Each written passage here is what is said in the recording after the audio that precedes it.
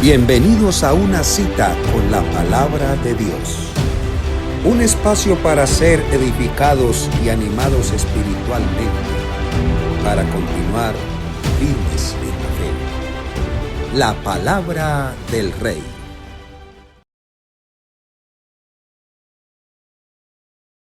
Hemos estado estudiando algunos pasajes del Antiguo Testamento. Si usted puede recordar, puede mencionar alguno de esos pasajes. ¿Se recuerda? Génesis 1, muy bien. ¿Qué más? Bueno. Entonces, etcétera. En el Nuevo Testamento también se enseña unicidad. O sea, la unicidad de Dios no es algo que pertenezca al Antiguo Testamento, sino al Nuevo Testamento. Gloria al Señor Jesús. Fíjese lo que dice en Juan 5:44. Allí el escritor registra las palabras de Jesús. Juan 5:44. ¿Cómo podéis vosotros creer? Pues si recibís gloria los unos de los otros y no buscáis la gloria que viene ¿de quién? ¿Del qué? ¿Qué dice su Biblia? Del Dios único. ¿Ya? Del Dios único. Entonces ahí está hablando Jesús. Y Jesús está afirmando, confirmando de que solamente existe un único Dios. Aleluya. Si ve que su Biblia dice Dios único, ¿ya? Eso es unicidad. Gloria al Señor. En Juan 17, otra vez el Señor Jesús afirma que Dios es uno, únicamente. Juan 17, verso 3. ¿Ya lo encontró? Dice, y esta es la vida eterna, que te conozcan a ti. ¿Qué dice? ¿Sí lo oyó? El único Dios verdadero, y a Jesucristo a quien has enviado.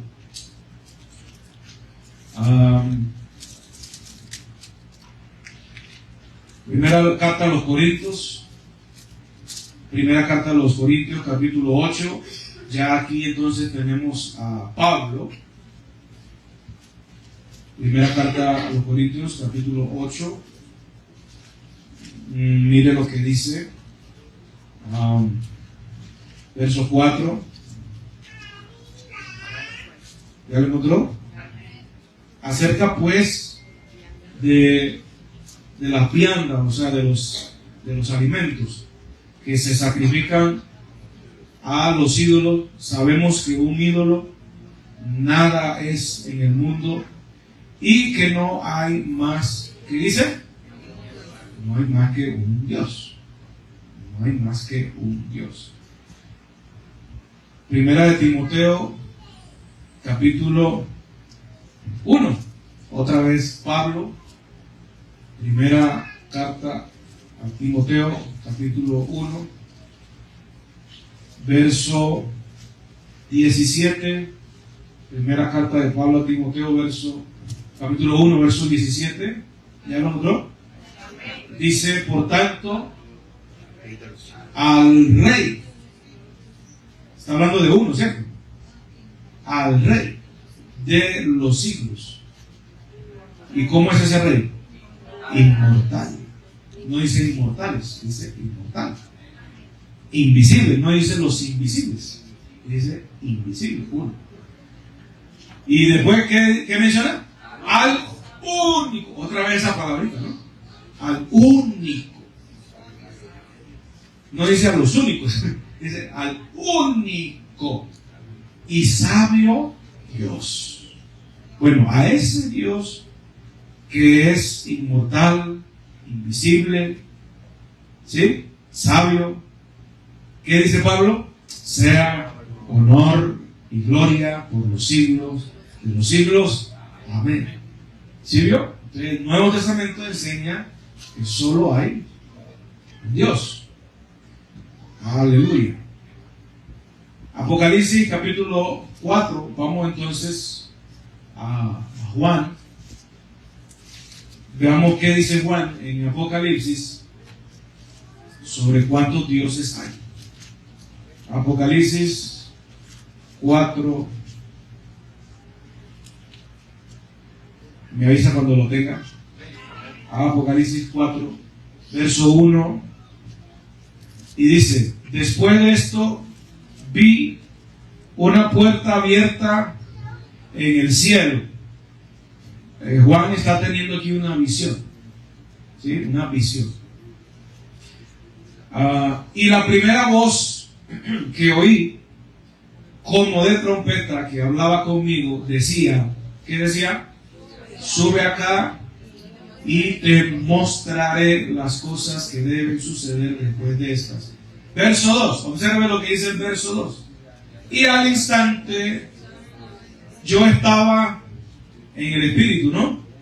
Y he aquí, ¿qué dice? Un trono. ¿Sí ven?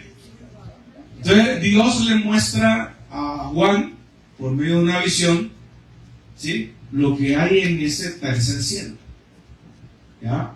Y entonces Juan lo que ve en el espíritu, ve cuántos tronos, hermanos. Un trono establecido en el cielo. Y en ese trono, ¿qué dice? Y uno sentado. Y uno sentado. Bendito el nombre del Señor. Entonces, podemos concluir que tanto el Antiguo Testamento como el Nuevo Testamento, ¿qué enseñan? Ya, solamente afirman que hay un solo Dios. ¿Estamos claros, cierto? Ese es el fundamento número 1. O digámoslo al revés, ese es el primer fundamento de la unicidad de Dios. ¿Ya? La unicidad de Dios enseña bíblicamente que Dios es uno solo, tanto en el Antiguo como en el Nuevo. Vamos para el segundo fundamento, ¿ya?, que enseña la unicidad de Dios. ¿Cuántos dicen gloria a Jesús? La Escritura, escuche, revela que ese único Dios, que ya lo vimos por todas partes en la Biblia, la Escritura revela que ese único Dios también, no solamente es el único Dios, sino que también es el único Salvador. Póngale cuidado, es el único Salvador. Aleluya. Gloria al Señor Jesús. El profeta Isaías habla mucho de eso. Al profeta Isaías se le conoce como el profeta evangélico. Aleluya. Mira lo que dice Isaías 33, verso 22. Isaías 33, verso 22. ¿Qué dice? ¿Qué dice su Biblia? Isaías 33, verso 22. Porque Jehová es nuestro juez. ¿Ya lo encontró, Luis? El profeta Isaías. Capítulo, ¿qué capítulo? 33.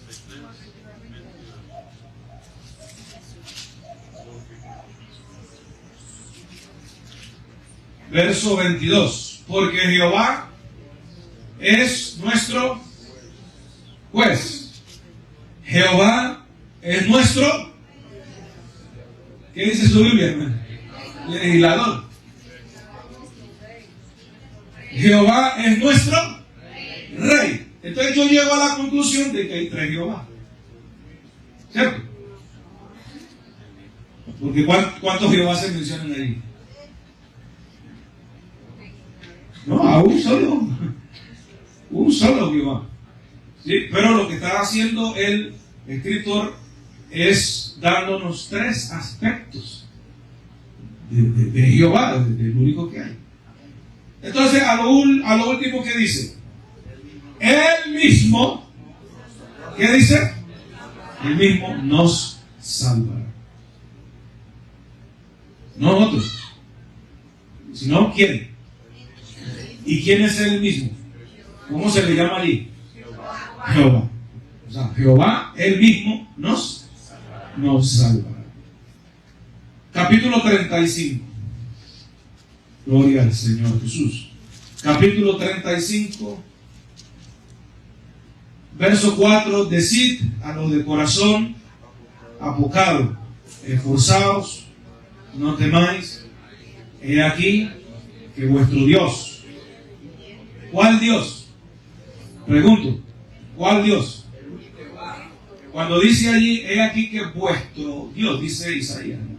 He aquí que vuestro Dios, el Dios de ustedes, los israelitas. ¿Cuál es ese Dios? El único. Porque ya vimos por la Biblia que hay un único Dios. Entonces, he aquí que vuestro Dios, ¿qué dice Isaías? ¿Qué dice? Viene. ¿Quién viene? Jehová. ¿Ya? El Rey. ¿Sí? El juez. El legislador. Viene. Con retribución, con pago. O sea que ese Jehová venía, cuando dice Isaías, ¿viene para dónde? ¿Para dónde viene? ¿O para dónde vendría? A la tierra de Israel. Porque dice, viene con retribución, con pago. O sea, ese Jehová viene a pagar algo. ¿Sí? Viene a pagar algo. Y a lo último, ¿qué dice su Biblia? Dios mismo.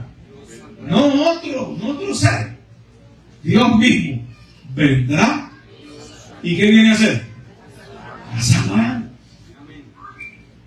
Entonces, la Escritura está revelando que el único Dios, ese único Dios que hay, es también el único que vendría Él mismo a salvar.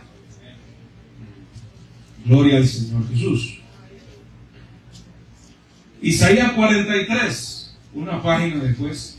Isaías 43. ¿Qué dice su Biblia? Verso 10 y verso 11. Isaías 43, verso 10, verso 11. Vosotros, ¿qué dice? Sois mis testigos. ¿Quiénes son esos? Cuando dice vosotros sois mis testigos, ¿quiénes son esos? El pueblo de Israel. ¿Ya? Vosotros pues sois mis testigos. ¿Y qué cosa? Y mi siervo que yo escogí. ¿Quién es ese siervo que Dios escogió? El pueblo de Israel. ¿Ya? Son testigos y son siervos que yo escogí. ¿Para qué? ¿Para qué Dios escogió a Israel? Para que Israel le conociera a Él, le creyera a Él y entendiera que yo soy, o sea, que no hay otro Dios. O sea, al Dios que Israel conoció, ese es el único Dios que hay. Eso es lo que está diciendo ahí. Antes de mí, ¿qué dice su Biblia? No fue formado Dios, ni lo será después de mí. ¿Qué dice el 11? Yo, lo recalca, ¿no? Yo, Jehová, y fuera de mí no hay quien salve. Entonces, bien claro el texto, ¿verdad? ¿Qué es lo que está mostrando todos estos textos que acabamos de leer? Todos. ¿Qué es lo que muestran? Sí, muestra que hay un único Dios, pero ¿qué? Que ese único Dios es el único Salvador. No hay dos Salvadores. Ya, no hay tres Salvadores, hay un solo Salvador. ¿Cuántos dicen gloria a Dios? Oseas capítulo 13. Oseas capítulo 13. Oseas, pastor, ¿cuál es el libro? Por eso, Oseas capítulo 13. Oseas, pastor, ¿cuál es el libro? No, ya se lo estoy diciendo. Se llama Oseas. Oseas capítulo, ¿qué capítulo? 13. ¿Y cuál versículo? 14. ¿Qué dice el 14? No. El verso 4. Mas yo soy, ¿qué dice? Jehová, tu Dios. ¿Qué dice, hermano, su Biblia? Desde la tierra de Egipto. ¿Cómo? No conocerás, pues, a otro Dios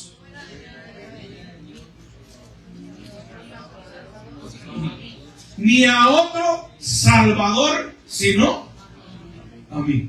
O sea, allí Dios le está diciendo al pueblo de Israel por medio de Oseas que ellos habían sido salvados desde Egipto.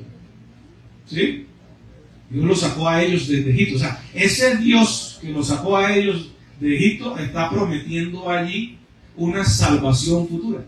Y él dice, no conocerás. ¿Ya? O sea, que iba a haber una salvación que vendría después. No conocerás a otro Dios fuera de mí, ni a otro Salvador, sino yo, Jehová. O sea, otra vez se nos está revelando que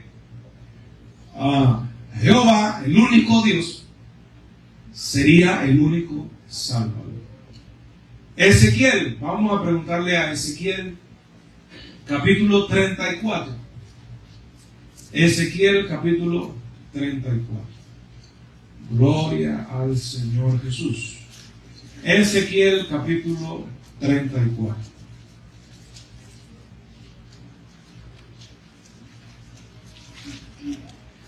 ¿Qué versículo? Ese es el capítulo 34. Y el versículo 11.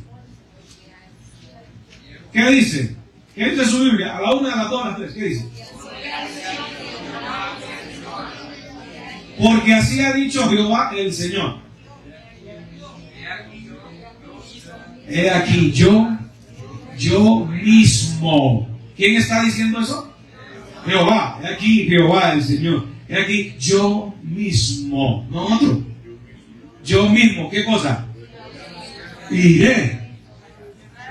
Futuro. Iré. ¿A qué? A buscar a mis ovejas. Y yo mismo las reconoceré. ¿Sí ven? Yo mismo iré. No dice iremos. O voy a mandar a otro. No, yo mismo iré a buscar a mis ovejas. Y las reconoceré. ¿Qué está diciendo Dios a través del profeta Ezequiel? ¿Qué es lo que quiere decir que Dios vaya a buscar a sus ovejas y las va a reconocer? Va a salvar. Va a salvar a los que son suyos, a sus ovejas. Gloria al Señor Jesús. Aleluya. O sea que ese Jehová, que es el único Dios, es el único pastor. No hay dos pastores, es el único pastor. ¿Ya? Bendito el nombre del Señor. Entonces, ya tenemos claro, hermanos, ya tenemos claro que la Biblia enseña ¿qué cosa? En primer lugar, ¿Qué nos está enseñando la Biblia? En primer lugar, que hay un solo Dios, ¿cierto? Eso está clarísimo, hasta la saciedad. En segundo lugar, ¿qué nos está enseñando la Escritura? Que ese único Dios, que el Antiguo Testamento le llama Jehová, ¿qué iba a hacer? Es el único que iba a salvar. ¿Ya? O sea, que iba a venir a la tierra de Israel y no echarse un paseo. No, iba a venir a Israel a salvar. ¿Ya? Isaías 35:4. Dios mismo vendrá y los salvará. Ahora la pregunta aquí es, ¿de qué manera Dios salvaría? ¿De qué manera Dios salvaría? ¿Ah? ¿De qué manera Dios salvaría? Esa es una pregunta importante. ¿De qué manera Dios salvaría? Porque ya vimos que Dios promete él mismo venir a salvar. Bueno, pero ¿qué tenía que hacer Dios para salvar?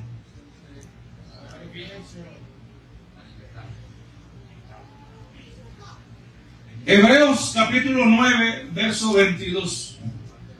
En ese pasaje que usted va a leer, Hebreos 9, 22, se encuentra la cláusula. Escuche bien. Se encuentra la cláusula. Se encuentra la ley. ¿Sí? Se encuentra la exigencia de lo que Dios debía hacer o llevar a cabo para poder salvar. Hebreos 9, 22. ¿Qué dice su Biblia? Y casi todo es purificado según la ley, o sea, la ley divina, la ley de Moisés, con sangre, y sin derramamiento de sangre no se hace, ¿qué dice su Biblia? Remisión. La palabra remisión es un poco extraña, ¿ya? Pero simplemente la palabra remisión es tomar un documento oficial que está aquí, en este departamento, y yo lo remito, yo lléveselo por allá. ¿Ya? O sea, es tomar un documento oficial que está aquí y mandarlo a otro lado. ¿Sí? Entonces, la humanidad entera tenía en contra suya un documento oficial donde estaban registrados todos los pecados de cada uno de nosotros. Entonces lo que está diciendo Hebreos es que para poder que ese documento oficial fuera lanzado lejos, al fondo del mar, está hablando de perdón, está hablando de salvación. Entonces, para que haya salvación, para que haya perdón, para que haya remisión de pecados, ¿sí? ¿Qué debía hacer el Salvador? ¿Qué dice allí? Y casi todo es purificado según la ley, con sangre. Y sin derramamiento de sangre, no hay, ¿qué cosa? Remisión, no hay perdón, no hay salvación. Entonces ya sabemos quién es quien vendría a salvar. Ya lo sabemos, ¿sí o no? ¿Quién? Dios. No, ¿qué dice la Biblia, hermano? Ya Dios, Jehová. Sí, lo acabamos de leer. Dios mismo vendrá y os salvará. Ahora, ¿qué le tocaba hacer entonces a Dios para poder salvar? Según Hebreos 9, 22. ¿Qué le tocaba hacer?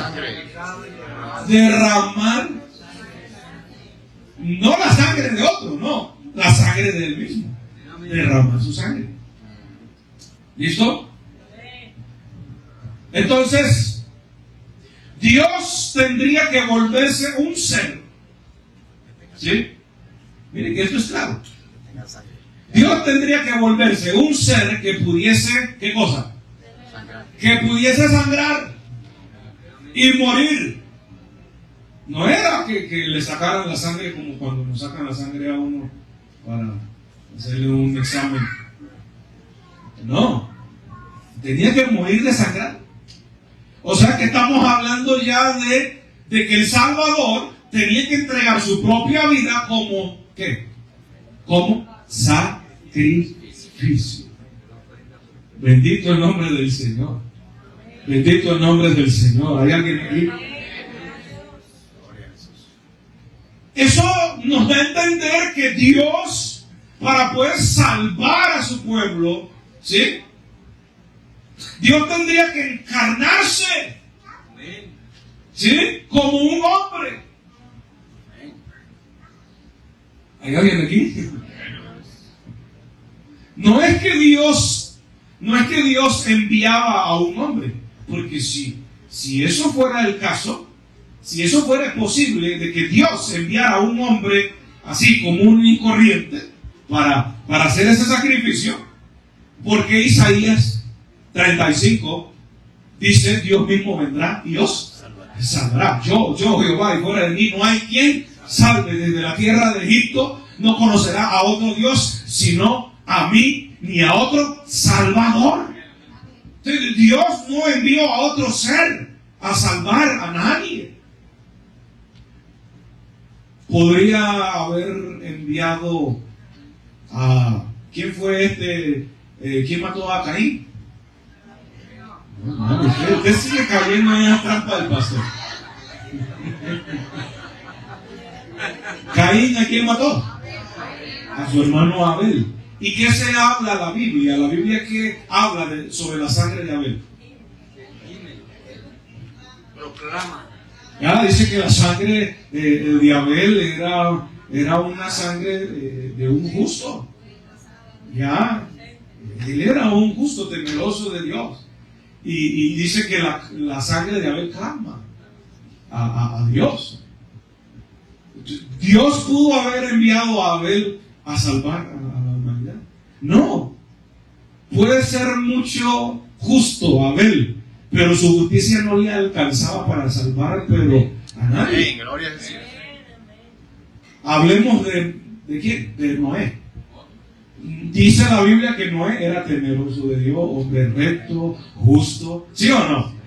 Pero después que Dios lo usó y hubo salvación, sí, con la barca, no se pegó una borrachera. Puede ser muy justo y todo, pero Noé no podía ser enviado por Dios para salvar a nadie. Y sigue la lista: Abraham, Moisés, David, Job. Por muy justo que sea, ninguno podía ser enviado por Dios para semejante tarea. Sacrificar su propia vida para la salvación de la humanidad. No. Entonces, voy a mandar un ángel. No. Gloria al Señor Jesús. Entonces, ¿quién quedaba? ¿Sí ven? Dios mismo vendrá y os salvará. Dios mismo. Amén. ¿Por qué las personas no pueden entender eso? No sé por qué no la pueden entender, porque para entender esto se requiere humildad. Amén. Y eso no lo digo yo, eso lo dice la Escritura.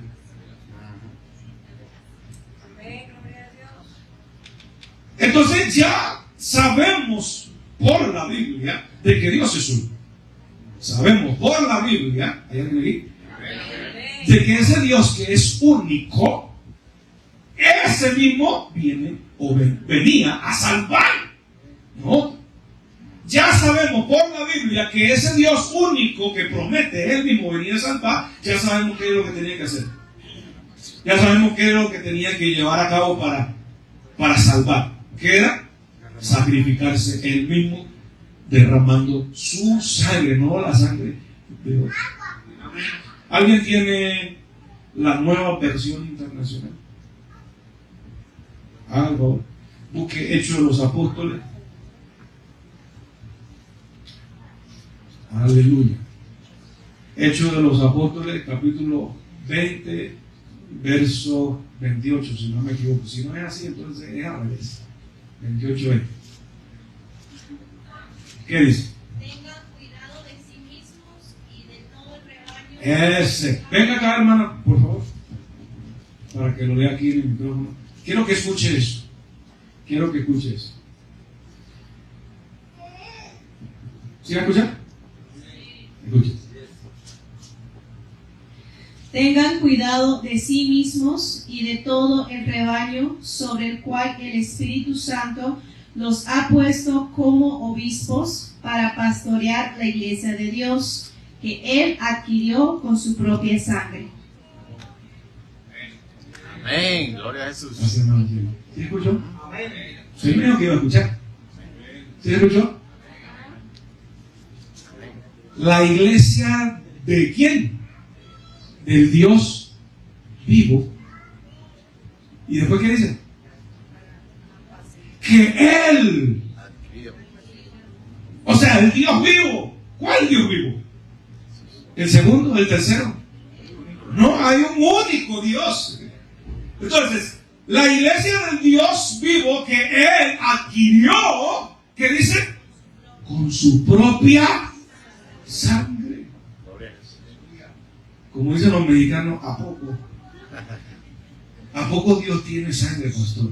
Póngale cuidado. ¿Ah? Llegó a tener sangre. Y con esa sangre, no la sangre de otro, no, con su propia sangre, salvó a un grupo de personas. Y ese grupo de personas estamos aquí, hermano. Usted ha sido adquirido. ¿Sí lo escuchó?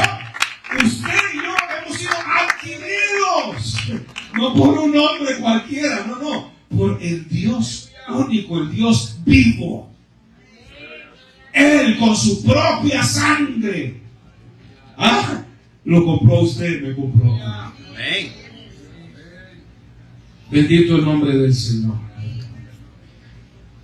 Entonces Dios tendría, escuche, Dios tendría, para poder salvar, Dios tendría que encarnarse. ¿Sí o no? Dios tendría que encarnarse. ¿Por qué Dios tendría que encarnarse? Porque la constitución de ese Dios único, ¿cuál es? Juan 4:24. Jesús conversando con la mujer samaritana. La mujer samaritana estaba allí defendiendo su religiosidad. No, nosotros adoramos aquí en este templo, en el templo de Samaria. Entonces Jesús le dice, vea, a Dios no le interesa que le adoren en un templo, en una hora en específica. Dios lo que le interesa es una verdadera adoración. ¿Y cuál es la verdadera adoración? La que se hace en espíritu y en verdad. ¿Por qué? Porque Dios es espíritu. Y así hay que adorar en espíritu. Amén. Entonces, ¿cómo es un espíritu? ¿Cuántos han visto un espíritu acá? Los espíritus no se ven, son invisibles. ¿Ya? Cristo cuando resucitó, ¿cierto? Se le apareció a los discípulos. Y ellos pensaban que estaban viendo un fantasma. Asustados. ¿Y qué le dijo Jesús? Jesús resucitado, ¿qué le dijo? Mira, tóquenme. Tóquenme. Hasta se comió una arepa, ¿no? ¿Ya? Si fuera colombiano, le hubiera comido una arepa. Comió pescado y miel delante de ellos. ¿Y qué declaró Jesús? Eso está en Lucas capítulo 24. Búsquenlo después en su casa. Dice, tóquenme porque un espíritu no tiene, ¿qué cosa? Ni hueso ni carne como veis que yo tengo. Entonces un espíritu no puede derramar sangre. Entonces Dios es espíritu. Y para poder salvar, la Biblia, la ley decía que tenía que haber un derramamiento de sangre. ¿De dónde Dios iba a sacar esa sangre? Entonces, ese es el misterio de la encarnación de Dios. Dios se convirtió en un ser humano. ¿Cómo, pastor? ¿Cómo? Sí, Dios se convirtió en un ser humano. Amén. ¿Y eso para qué? Para poder salvarnos a cada uno de nosotros. A su nombre sea la gloria. De que Dios, escuche, de que Dios, el Dios único, se haya convertido en un ser humano de carne y hueso, sangre humana, obviamente sin pecado. Eso para la filosofía y la religión humana, eso es algo imposible. Eso es algo imposible.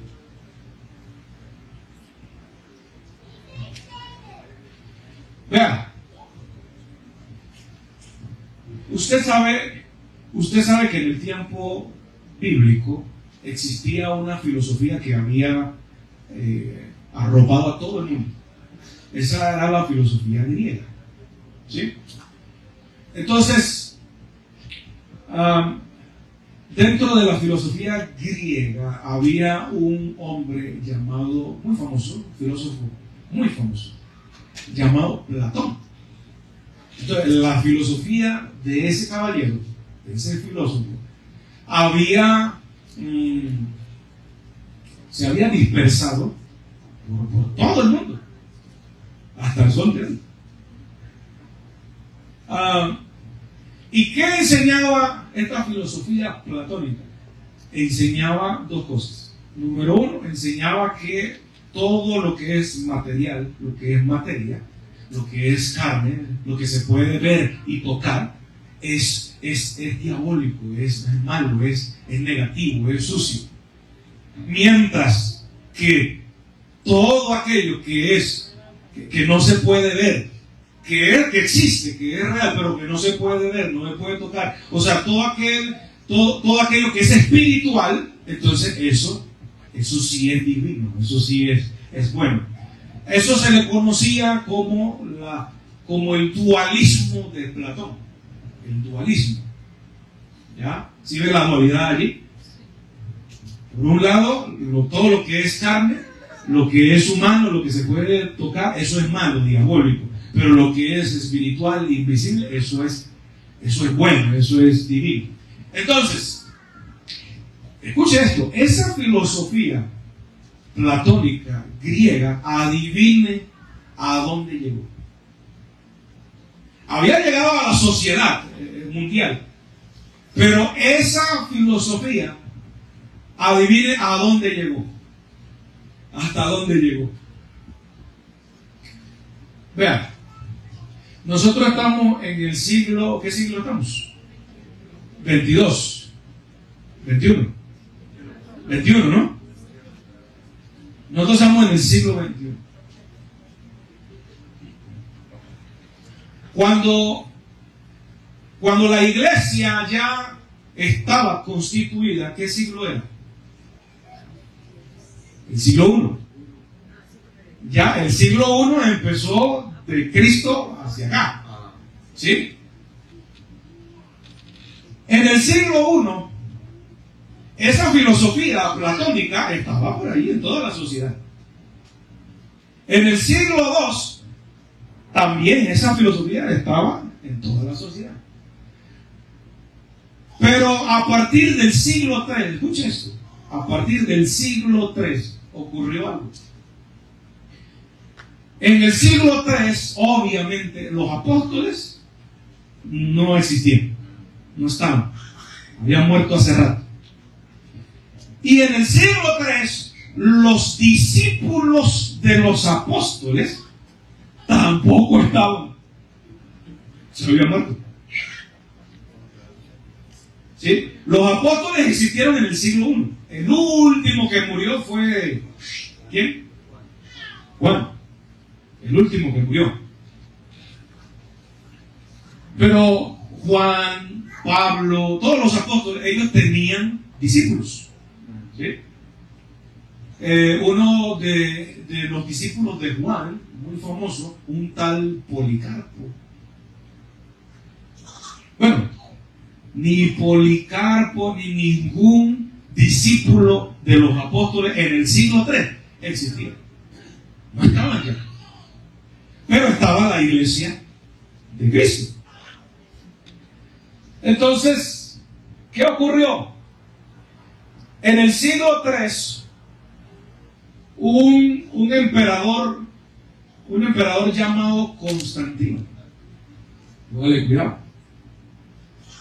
Sí, está poniendo cuidado. Un emperador llamado Constantino, un emperador romano, del Imperio Romano. Era un hombre estratega militar, inteligente. Y él sabía perfectamente que algo que une a un reino, algo que une, mantiene un reino, un imperio unido, es la religión. Pero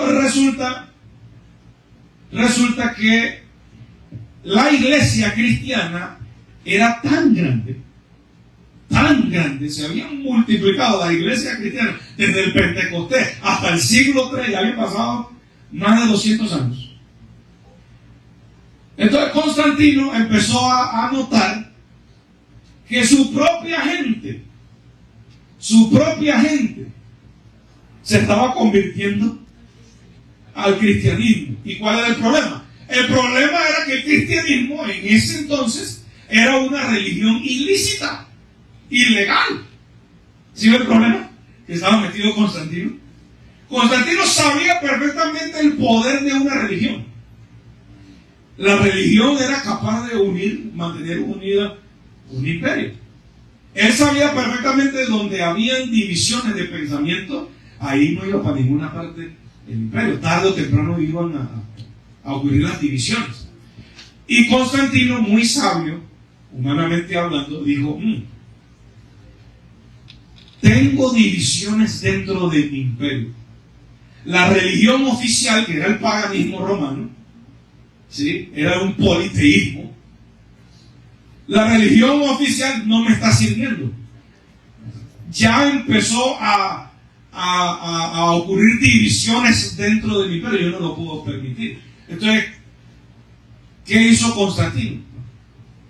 Constantino hizo una estrategia tremenda. Dijo: voy a escribir un edicto a todo el imperio. Y en ese edicto se establecía ahora que el cristianismo, el cristianismo primitivo del siglo III, ahora se va a convertir en la religión oficial del Imperio Romano.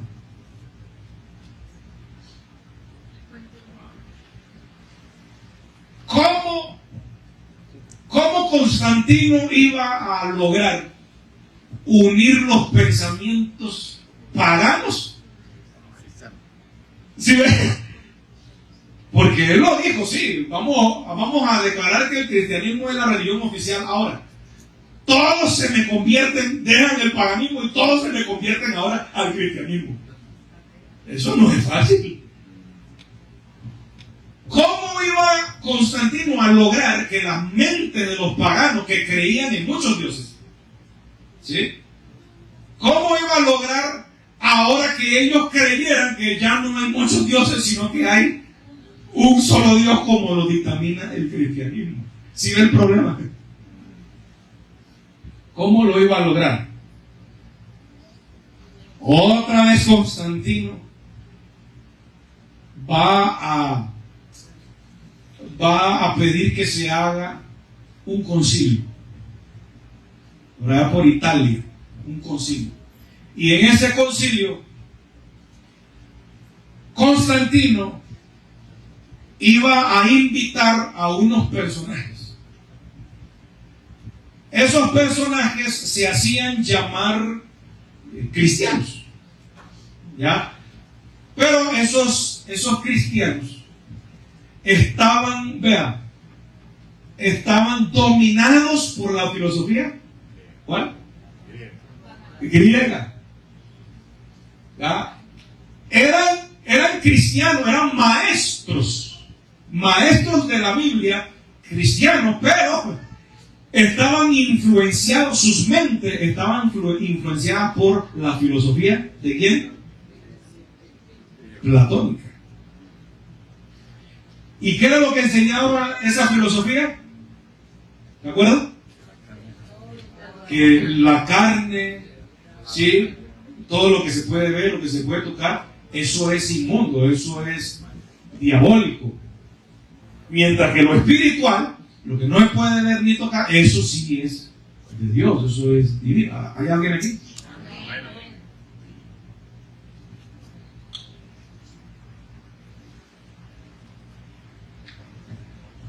Llegó el momento en que se tenía que resolver un problema. El problema de la encarnación. ¿Ya? ¿Cómo vamos a manejar esto? Porque los paganos y los griegos, ¿sí? No podían creer que Dios, que es espíritu, Dios se haya convertido en un ser humano. A la filosofía griega de una vez eso le pitaba. No, eso no puede ser. Eso no puede ser. Entonces, en ese concilio, ¿qué sucedió? En ese concilio se dictaminó una creencia llamada la creencia o el dogma de la Santísima Trinidad. ¿Y qué es lo que enseña este dogma de la Santísima Trinidad? Supongamos que aquí hay un maestro, aquí al lado mío, hay un maestro que abraza ese dogma de la Santísima Trinidad. Yo le voy a hacer una pregunta a él. Yo le voy a hacer la siguiente pregunta. Caballero, maestro trinitario, le pregunto, Dios Padre, escuche la pregunta, Dios Padre fue el que se manifestó en carne y fue a la cruz a salvarlo. Ese maestro trinitario, ¿qué va a decir? Jamás un maestro que abraza el dogma de la Santísima Trinidad va a decir que Dios Padre fue el que vino como un hombre, manifestado como un hombre, convertido en un ser humano, fue a la cruz, derramó su sangre y nos salvó. Un maestro trinitario jamás le va a decir eso a usted. Háganle la pregunta. Jamás. Entonces uno se queda allí. Bueno, si no fue Dios Padre quien se convirtió en un hombre, fue a la cruz, derramó su sangre y nos salvó, entonces ¿quién fue el que se manifestó como un hombre, se convirtió en un ser humano, fue a la cruz, derramó su sangre y nos salvó? ¿Quién?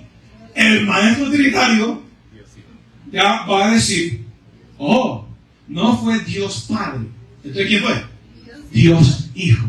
Hombre, ya el maestro trinitario ya no tiene que decirme más.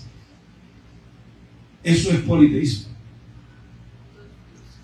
Desde el momento que me sale con eso, no fue Dios Padre quien se manifestó en carne, fue a la cruz, derramó su sangre y nos salvó, sino que fue Dios Hijo. ¿Cuántos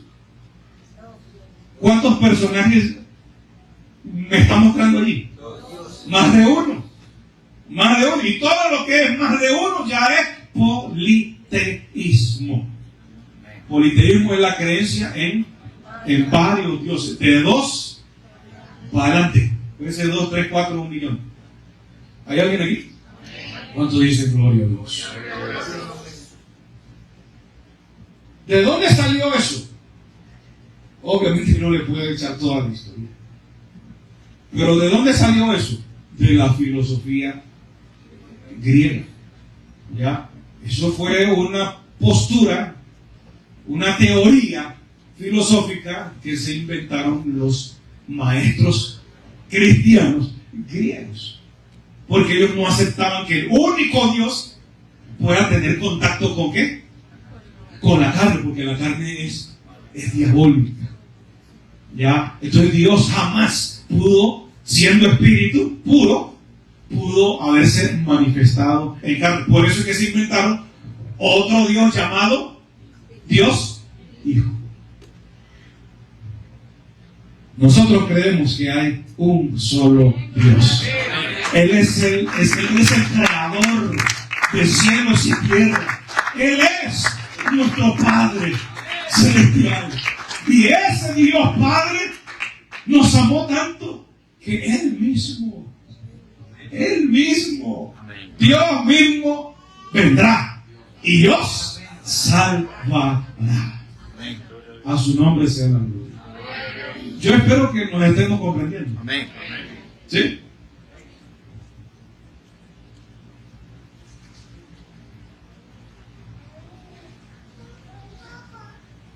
Fundamento número 1 de la unicidad. ¿Se acuerdan? ¿Cuál es el fundamento número 1 de la unicidad? Que hay un único Dios. Ese es el fundamento número 1. El fundamento número 2 de la unicidad, ¿cuál es? Que ese único Dios que hay es el único que vendría ¿a qué? A salvarnos. ¿Y qué tenía que hacer ese Dios único para salvarnos?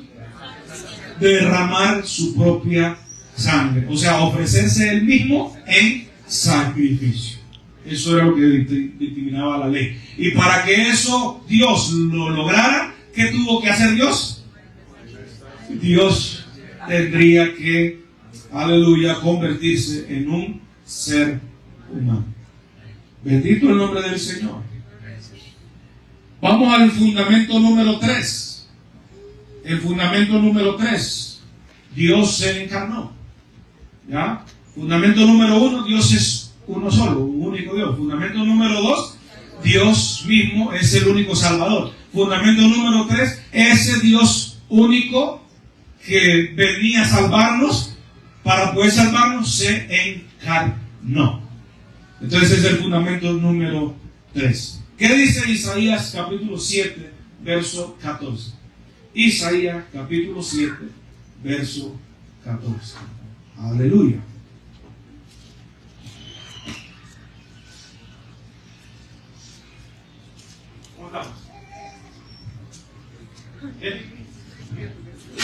Isaías capítulo 7, verso 14.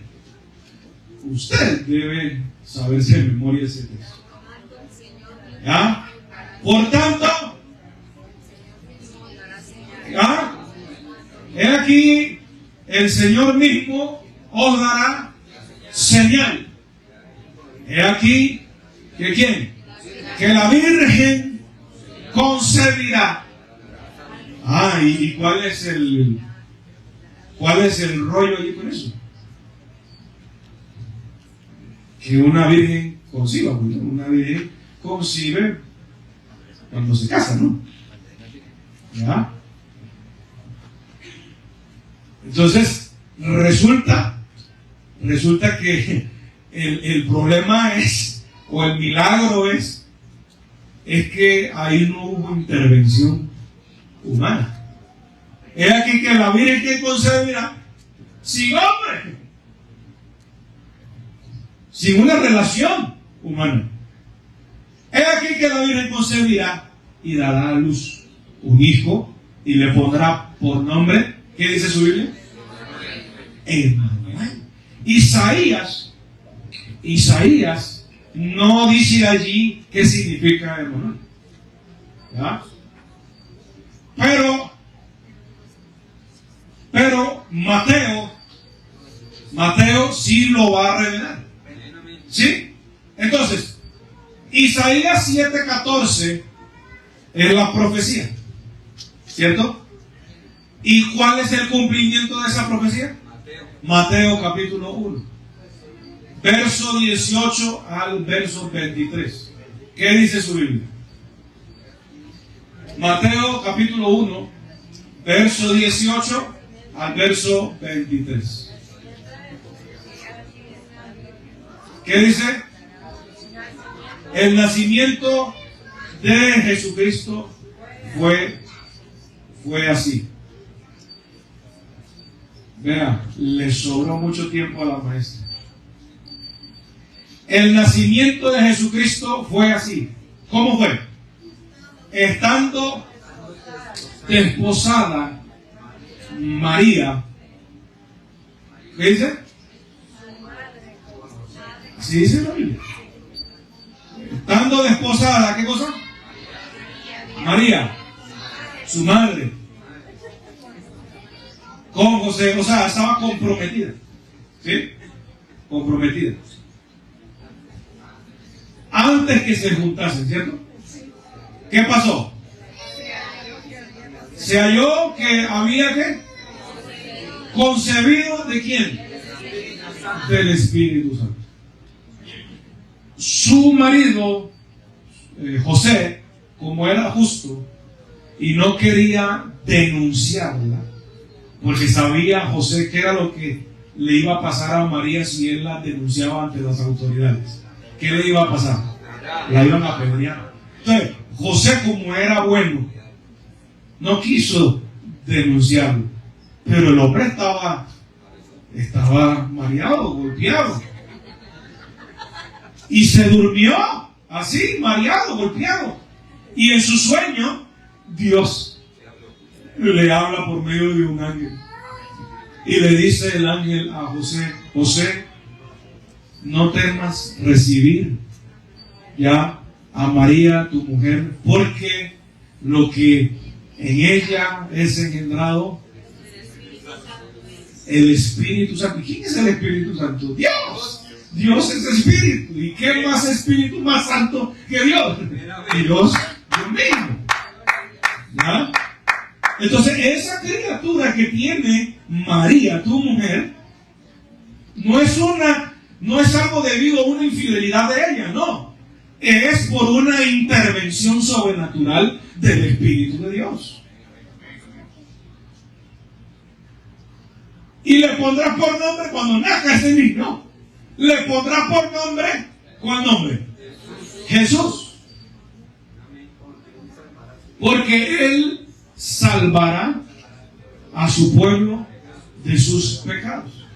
Todo esto aconteció para que se cumpliese lo dicho ya por Dios, por medio del profeta, cuando dijo.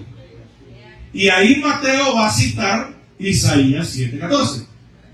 He aquí que la Virgen concebirá y dará a luz un hijo y llamará su nombre Emmanuel. Y entonces Mateo nos hace el favor, que traducido es Dios con nosotros. Yo les pregunto, ¿de qué manera hay que entender el significado de Emmanuel, Dios con nosotros? Ese Dios con nosotros, ¿cómo entenderlo? ¿Cómo entenderlo? ¿En qué forma Dios iba ahora a estar con ellos, con los israelitas? ¿De qué forma? ¿Acaso Dios, por medio de su presencia, de su Espíritu, no había estado con ellos todo el tiempo? Pues claro. Pero cuando dice Emmanuel, Dios con nosotros, no está hablando en ese sentido de su presencia acompañando y asistiendo a su pueblo, no. Está hablando Dios con nosotros de forma literal. Dios como hombre ahora iba a estar con ellos visiblemente. Bendito el nombre del Señor Jesús.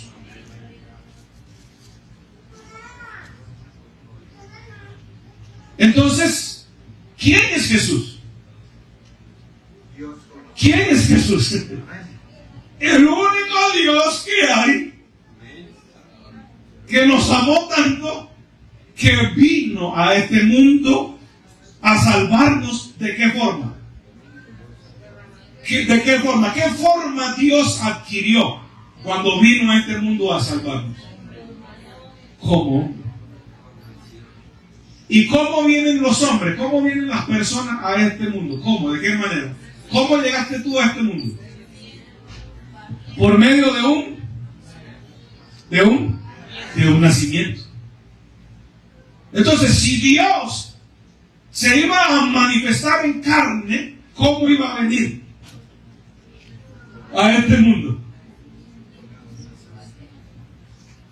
Por medio de un nacimiento. Pastor Tomás, explíqueme eso.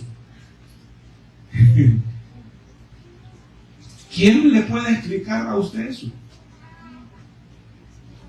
Si tuviéramos el poder de traer al apóstol Pablo, traigamos al apóstol Pablo aquí, hoy, y hagámosle la pregunta. ¿De qué manera? Explíquenos, apóstol Pablo, explíquenos cómo es eso de que Dios, siendo Espíritu, haya venido al mundo a salvarnos por medio de un nacimiento de María. Explíquenos, apóstol Pablo. ¿Qué va a decir el apóstol Pablo? Lo que dijo. Lo que le dijo a Timoteo. ¿Qué le dijo Pablo a Timoteo? Primera de Timoteo, capítulo 3, verso 16. Usted se lo sabe. Indiscutiblemente. ¿Qué cosa? Grande es el misterio de la piedad. O sea que hay un misterio que Pablo llama el misterio de la piedad. ¿Sí? El misterio del amor de Dios. Y dice Pablo que no solamente es un misterio, sino que es un gran misterio. Grande es el misterio de la piedad.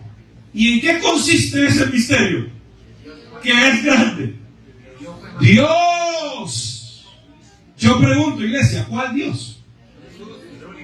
El único. Oye, Israel, el Señor, nuestro Dios, el Señor, uno es. Dios, el único que hay, fue manifestado en carne. Y cuando Dios se manifestó en carne, ¿quiénes lo vieron? Y lo alabaron, y lo glorificaron. Los ángeles. ¿Cuándo sucedió eso? Cuando nació el niño Jesús en Belén, ¿quiénes vinieron a adorarle? Hosana en el cielo, paz para los hombres. Hoy ha nacido en la tierra de Belén un Salvador, que es el Señor. Y a los ángeles adoraron ¿a quién? A una lectura superficial dice, adoraron al niño Jesús. Sí, adoraron al niño Jesús, pero ese niño, no me pida que le explique eso. Ese niño que a los ángeles adoraron es nada más y nada menos que el Dios manifestado en carne, Dios con nosotros, de forma literal. Yo no le puedo explicar eso. Pablo tampoco lo explicó, solamente dijo, eso es un misterio grande.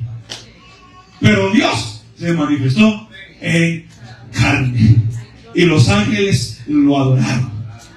Amén. Y fue predicado a los gentiles. Y Dios mismo manifestado en carne subió a los cielos en una nube. Y cuando subió a los cielos en una nube, fue recibido arriba en gloria, como en cumplimiento de un salmo por allá que decía, ¿quién es este Rey de gloria? Jehová de los ejércitos. Ese es el Rey de la gloria. Ábranse puertas de los cielos, porque va a entrar el Rey de la gloria. ¿Y quién es este Rey de la gloria? Jehová de los ejércitos. ¿Quién es Jesús? Jehová de los ejércitos subiendo, aleluya, en una nube, y las puertas celestiales abriéndose en par en par. O sea que Dios que estaba en el tercer cielo, escuche esto, Dios que estaba en el tercer cielo bajó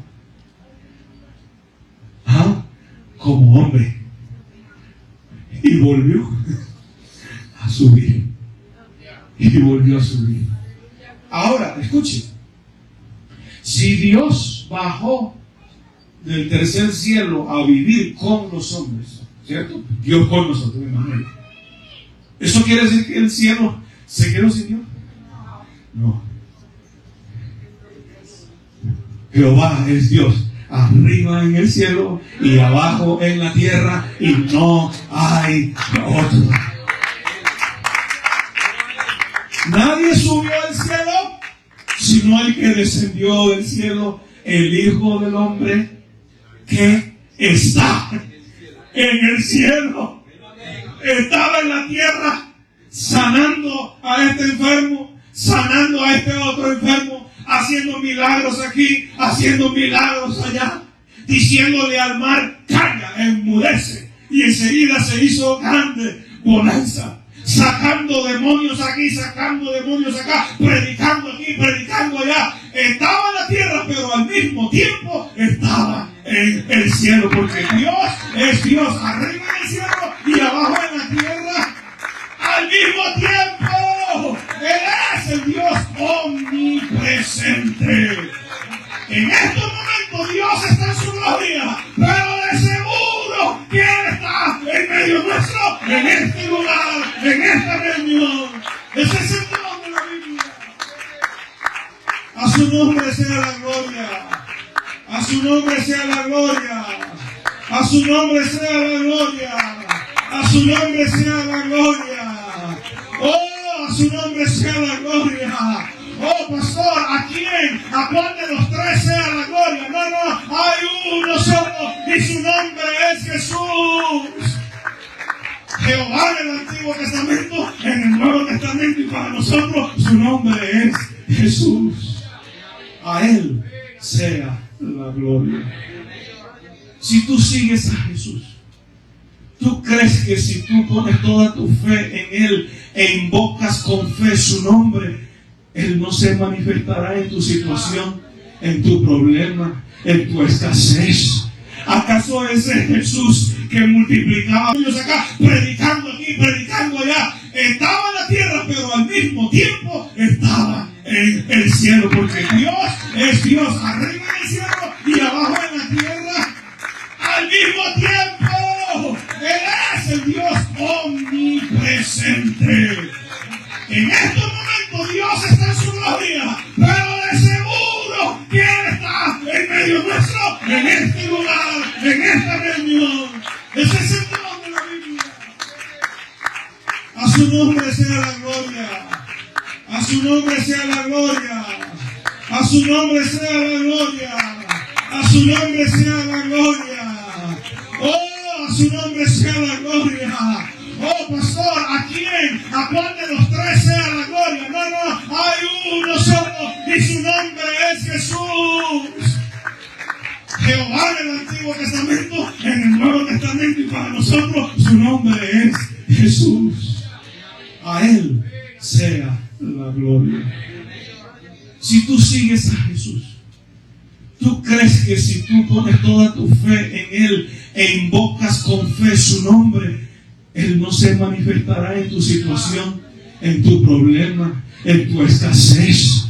¿Acaso ese Jesús que multiplicaba peces y panes no puede multiplicar, aleluya, en tu necesidad? ¿Hay alguien aquí? ¿Acaso le queda grande a este Jesús hacer un milagro en tu vida si eres Dios? ¿Cuál es esa enfermedad que tú dices, no, yo con esto no puedo? Claro, nosotros no podemos con muchas cosas, pero aquí está uno que se llama Jesús. A Él sea la gloria.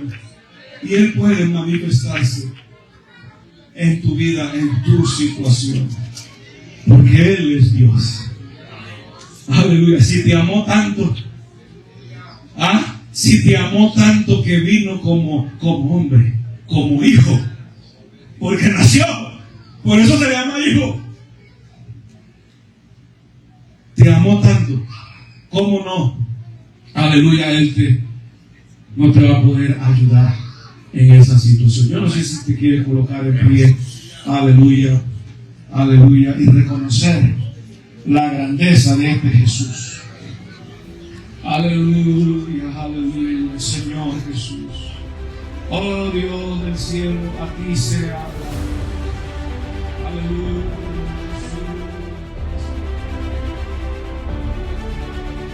Te esperamos en un próximo tema. Esto fue la palabra del Rey.